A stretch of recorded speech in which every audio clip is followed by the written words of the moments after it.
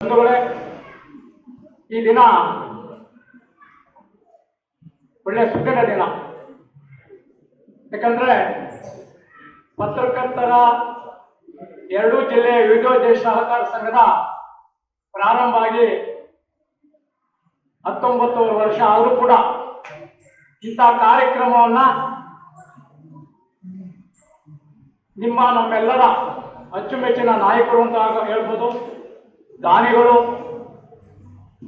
ಅವರು ಬಹಳಷ್ಟು ಪತ್ರಕರ್ತರಿಗೆ ಬುದ್ಧಿ ಹೇಳುವಂತಹ ವ್ಯಕ್ತಿ ಅವರು.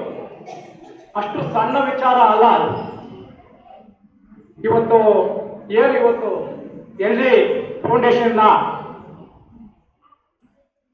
ನಾಯಕರಾದಂಥ ಲಕ್ಷ್ಮಣಗೌಡರು, ಅವರ ಹುಟ್ಟೂರು ದೊಡ್ಡವಲ್ಲಭಿ, ಸಾಮಾನ್ಯ ರೈತ ಕುಟುಂಬದಿಂದ ಬಂದಂತ ವ್ಯಕ್ತಿ. ಮತ್ತೆ ಅವರ ಧರ್ಮಪತ್ನಿ ಆದಂತ ಲತಾ ಲಕ್ಷ್ಮಣಗೌಡರು. ಆ ಅಮ್ಮ ನಾವು ನೋಡಿದಾಗ, ನಾನು ಮೊದಲನೇ ಬಾರಿಗೆ ಅವ್ರ ಮನೆಗೆ ಹೋದಾಗ ನನಗನ್ನಿಸ್ತು, ನಿಜವಾಗ್ಲೂ ಕೂಡ ಯಾರ ಮನೆಯಲ್ಲಿ ಕೂಡ ಅಂತ ವಾತಾವರಣ ಇರೋದಿಲ್ಲ. ಯಾರೇ ಹೋಗ್ಲಿ ಕಾಫಿ ತಿಂಡಿ ಊಟ ಇಲ್ದಿದ್ದು ಹೊರಗಡೆ ಕಳಿಸಲ್ಲ. ಎಷ್ಟು ಜನ ಆದ್ರೂ ಹೋಗ್ಲಿ. ಇವತ್ತು ಅವರು ಈ ಒಂದು ಕಾರ್ಯಕ್ರಮಕ್ಕೆ ಬಂದಿದ್ದಾರೆ. ಈ ಸಂಘದ ಅಧ್ಯಕ್ಷರಾದಂತಹ ಗಣೇಶ್ ಅವರು ಕೂಡ 20 ವರ್ಷ ಈ ಸಂಘವನ್ನ ಏನು ಕೂಡ ಮಿಸ್ಅಪ್ರೇಷನ್ ಆಗದಾಗೆ ಈ ಸಂಘವನ್ನ ಉತ್ತಮ ರೀತಿಯಲ್ಲಿ ಗಣೇಶು ಅವರ ತಂಡ ಎಲ್ಲರೂ ಕೂಡ ನಡೆಸ್ಕೊಂಡ್ ಬಂದಿದ್ದೇವೆ. ಇವತ್ತು ನಿಜವಾಗ್ಲೂ ಕೂಡ 20 ವರ್ಷ ಆದಮೇಲೆ ನಮಗೆಲ್ಲ ಜ್ಞಾನೋದಯ ಆಗಿದೆ ಅಂತ ನಾನು ಹೇಳ್ತೀನಿ.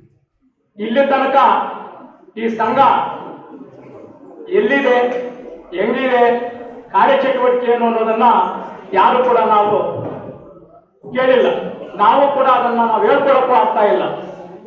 ಈ ಸಂಘದ ಪತ್ರಕರ್ತರ ಸಂಘದ ಚುನಾವಣೆ ತದನಂತರ ಪ್ರಥಮ ಸಭೆಯನ್ನು ನಾವು ಕರೆದಾಗ ಆ ಸಭೆಯಲ್ಲಿ TV9 ರಾಜೇಂದ್ರ ಮತ್ತು ಸಂಘದ ಖಜಾನ್ಸಿ ಪ್ರಧಾನ ಕಾರ್ಯದರ್ಶಿ ಆದಂತಹ ಸುರೇಶ್ ಅವರು ಈ ಪ್ರಸ್ತಾವವನ್ನು ಮಾಡಿದರು.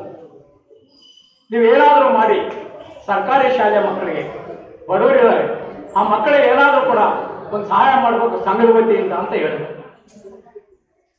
ಸಂಘದ ವತಿಯಿಂದ ಮಾಡೋದಕ್ಕೆ ಅದಕ್ಕೂ ಕೂಡ ಗಣೇಶ್ ಅವರು ನಾವೆಲ್ಲ ಕೂಡ ಕೈ ಜೋಡಿಸಿದ್ವಿ. ಕಾರ್ಯಕ್ರಮ ಪ್ರಾರಂಭ ಮಾಡೋಣ ಅಂತ ಹೇಳಿದ್ವಿ. ಆಗ ನಮ್ಮ ಬಾಲಣ್ಣನವರು ಒಂದು ಮಾತನ್ನ ಸಭೆಗೆ ಹೇಳಿದ್ರು. ಇಲ್ಲ, ನಮ್ಮ ಲಕ್ಷ್ಮಣಗೌಡರಿದ್ದಾರೆ, ನಾನು ಅವ್ರನ್ನ ಪ್ರಸ್ತಾಪ ಮಾಡಿ ಆ ಕಡೆಯಿಂದ ನಿಮಗೆ ಸಹಾಯ ಮಾಡಿಸ್ತೀವಿ ಅಂತಂದು. ನಮ್ಮ TV9 ರಾಜೇಂದ್ರ ಮತ್ತೆ ಸುರೇಶ್ ಅವರು ಹೇಳಿದ್ರು, ಎಲೆ ಮರೆಯಲ್ಲಿದ್ದಂತ ಕಾಯಿಯರು ಲಕ್ಷ್ಮಣಗೌಡರು ಮಾಡಿರ್ತಕ್ಕಂಥ ಸಹಾಯ ನಿಜವಾಗ್ಲೂ ಕೂಡ ರಾಜ್ಕುಮಾರ್ ಮಗ ಏನ್ ಮಾಡಿದಾರೋ ಅದನ್ನೆಲ್ಲ ಮೊದಲೆಲ್ಲ ಮಾಡ್ತಾ ಇದ್ರು. ಬಹಳಷ್ಟು ಮಾಡಿದ್ದಾರೆ, ಅವ್ರು ಎಲ್ಲಿ ಕೂಡ ಹೇಳ್ಕೊಂಡಿಲ್ಲ. ಇವತ್ತು ನಮ್ಮ ಸಂಘದ ವತಿಯಿಂದ ಅವ್ರನ್ನ ಈಚೆ ತರ್ತಾ ಇದ್ದೀವಿ. ಪ್ರಚಾರನ ಮಾಡಿ ನೀವು ಕೂಡ ಎತ್ತರಕ್ಕೆ ಬೆಳಿಬೇಕು, ನೀವು ಕೂಡ ಮುಂದೆ ಒಂದು ಕ್ಷೇತ್ರದ ಶಾಸಕರು, MLCನೋ MP ನೋ ಯಾವುದಾದ್ರು ಒಂದು ರಾಜಕೀಯ ಪಕ್ಷಕ್ಕೆ ಸೀಮಿತ ಆಗಬೇಕು. ನೀವು ಹಿಂಗೆ ಇದ್ರೆ ಆಗೋದಿಲ್ಲ. ಅವ್ರು ಯಾವುದೇ ಪಕ್ಷದಲ್ಲಿಲ್ಲ. ಇವತ್ತು ನಿಮಗೆ ಯಾರಾದ್ರೂ ದೂರದಿಂದ ನೋಡಿದ್ರೆ ತಿಳ್ಕೊಳ್ಳಿ, ಇವತ್ತು ಹೊಸಕೋಟೆಯಲ್ಲಿ ಶರತ್ ಬಚ್ಚೇಗೌಡರು ಗೆಲ್ಲಬೇಕಾದ್ರೆ 60% ಭಾಗ ಗೊತ್ತಾಗಿಲ್ಲ, ಯಾರಿಗೂ ಗೊತ್ತಾಗಲ್ಲ. ಯಾರೇನ್ ಕೆಲಸ ಮಾಡ್ತಾ ಇದ್ದಾರೆ ಅಂತ ಗೊತ್ತಾಗಲ್ಲ.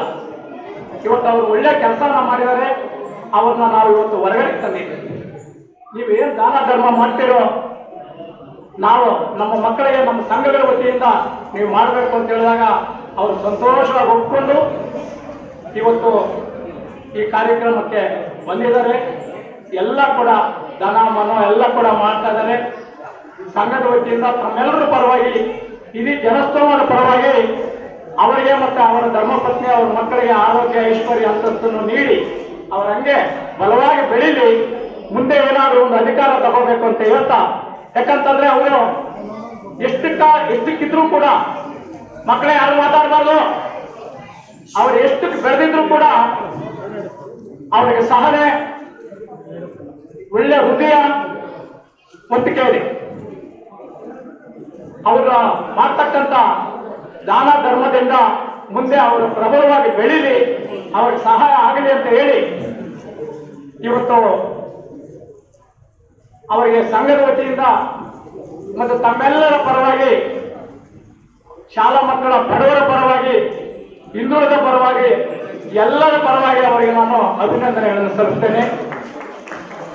ಮತ್ತೆ ಅವರು ಎಲ್ಲಿ ಹುಟ್ಟಿದ್ರು ಅಂದ್ರೆ ಅವರು ದೊಡ್ಡವರಿಗೆ ಸ್ವಂತ ಮನೆಯಲ್ಲೇ ಹುಟ್ಟಿರ್ತಕ್ಕಂಥವ್ರು, ಯಾವುದೇ ಆಸ್ಪತ್ರೆಗೆ ಹೋದರಲ್ಲ.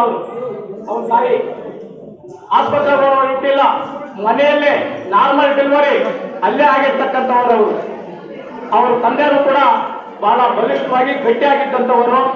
ಇವತ್ತು ಅವರು ಹೊರಗಡೆ ಬಂದಿದ್ದಾರೆ ಅಂತಂದ್ರೆ ನಮ್ಗೆಲ್ಲ ಕೂಡ ಸಂತೋಷ ಅನಿಸ್ತದೆ. ಇನ್ನು ಬೇರೆ ಮಾತಾಡೋದಕ್ಕೆ ಅವಕಾಶ ಇಲ್ಲ.